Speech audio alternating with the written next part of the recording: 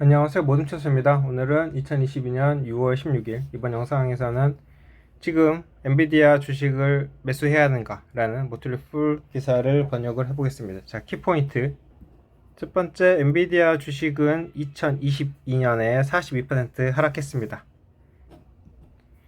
이 기술 거인은 인상적인 성장을 유지할 것으로 보입니다. 엔비디아의 제품은 데이터 센터, 게이밍, 자동차, 그리고 다른 시장에까지 뻗쳐 있습니다. 자, 이렇게 해서 더 많은 수익원이 발생할 수 있다는 거죠.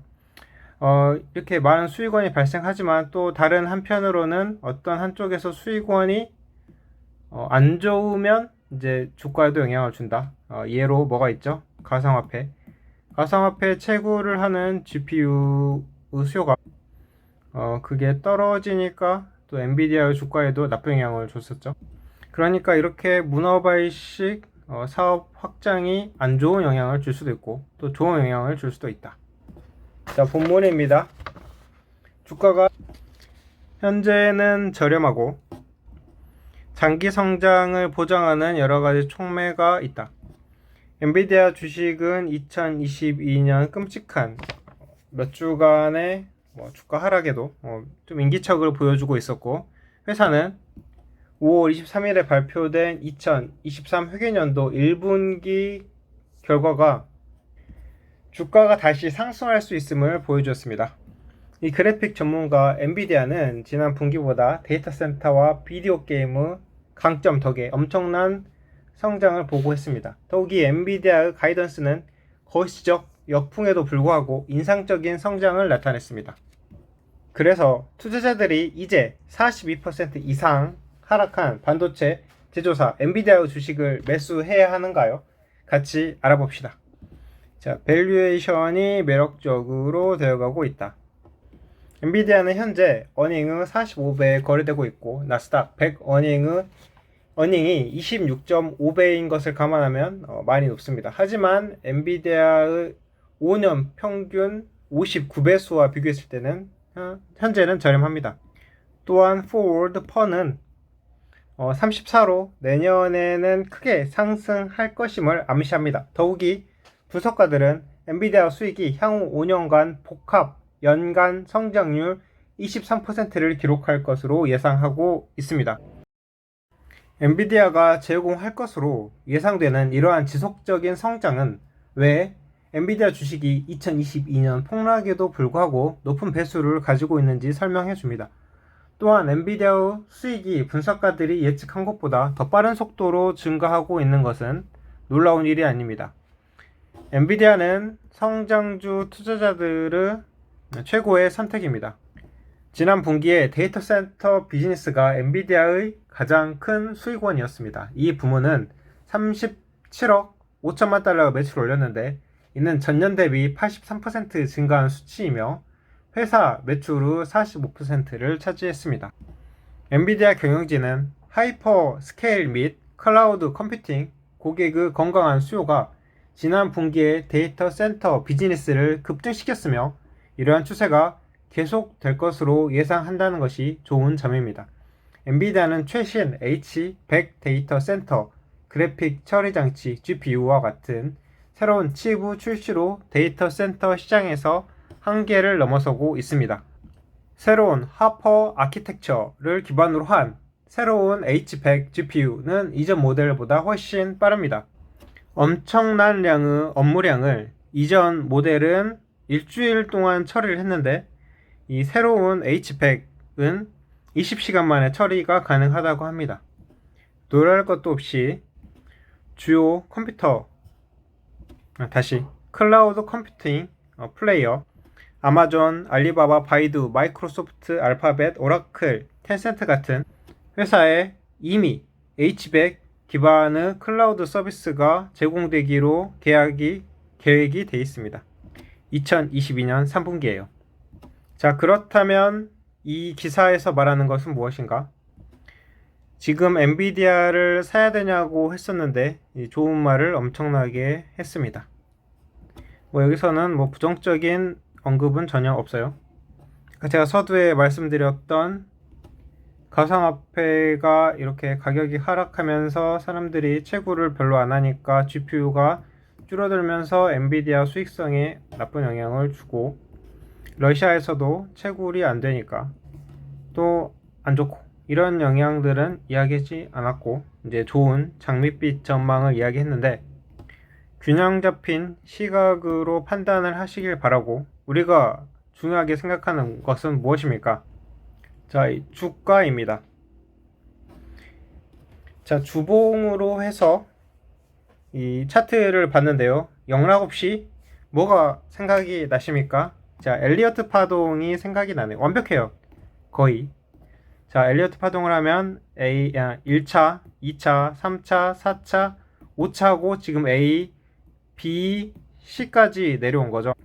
자, 1차, 2차, 또 이제 3차까지 하락하면 이제 일반적으로 바닥이라고 생각하는데, 지금은 3차 하락 초반이라고 봐야 할까요? 자, 이렇게 물음표를 남겨놓고, 자, 또 이렇게 보면은 뭐가 보입니까? 다시 그려볼게요. 자, 헤드 앤 숄더스 패턴이 보입니다. 헤드 앤 숄더스 패턴에서 여기서 왼쪽 어깨, 오른쪽 어깨, 머리, 그 다음에 목선이 있고, 여기서 이제 추세선을 그리는 거죠. 추세선을 내려올 때 매도 신호를 보는 건데, 지금까지 우리가 엔비디아에 대해서 엄청난 장밋빛 전망으로 해서 아직도 들고 있었다. 저처럼. 그러면 다시 이 엘리어트 파동 상승 1파가 올 때까지 그냥 기다리는 거죠.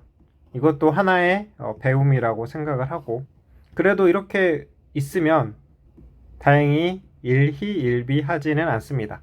그냥 이렇게 떨어지는 것만 볼 뿐이죠. 씁쓸한 웃음과 함께.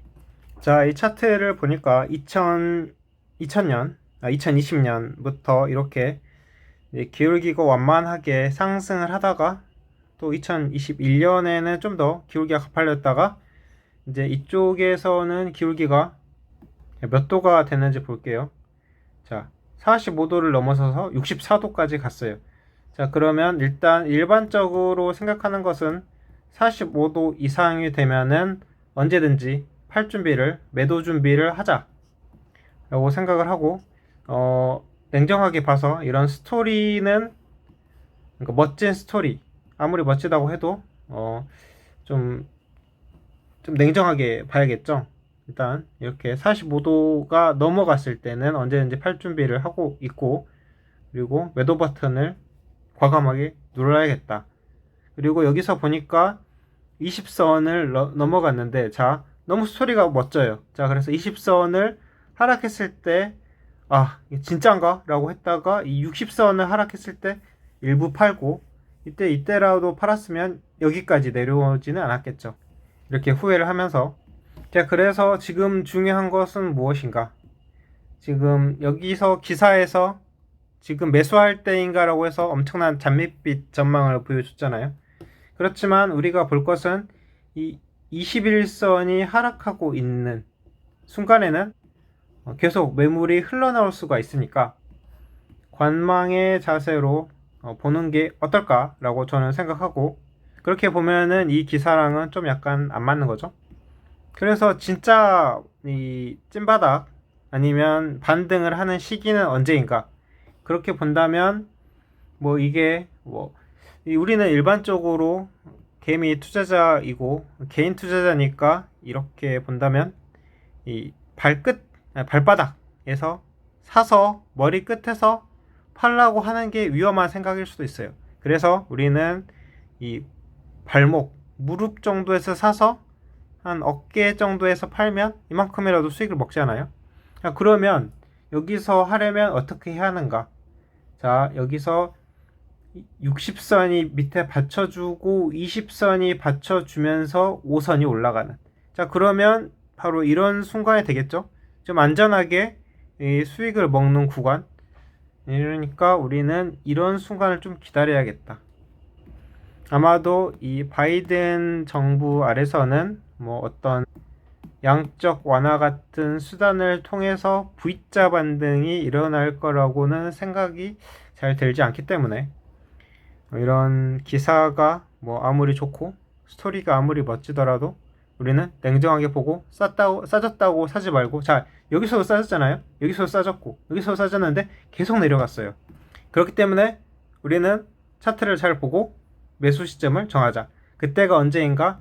먼저 20선이 머리를 들어 올렸을 때, 그 다음에 더 좋은 거는 60선이 밑을 받쳐주고 있었을 때, 아무튼 뭐 또 120선 뭐 있게 있죠. 아무튼 이 20선이 머리를 들긴 해야 되는데 지금은 머리를 밑으로 향하고 있으니까 관망. 자, 여기까지 해서 제 차트 분석은 그냥 참고로만 생각하시고 직접적인 투자 판단은 본인이 알아서 해주시고요. 자, 여기까지 해서 제 영상은 마치겠습니다. 감사합니다.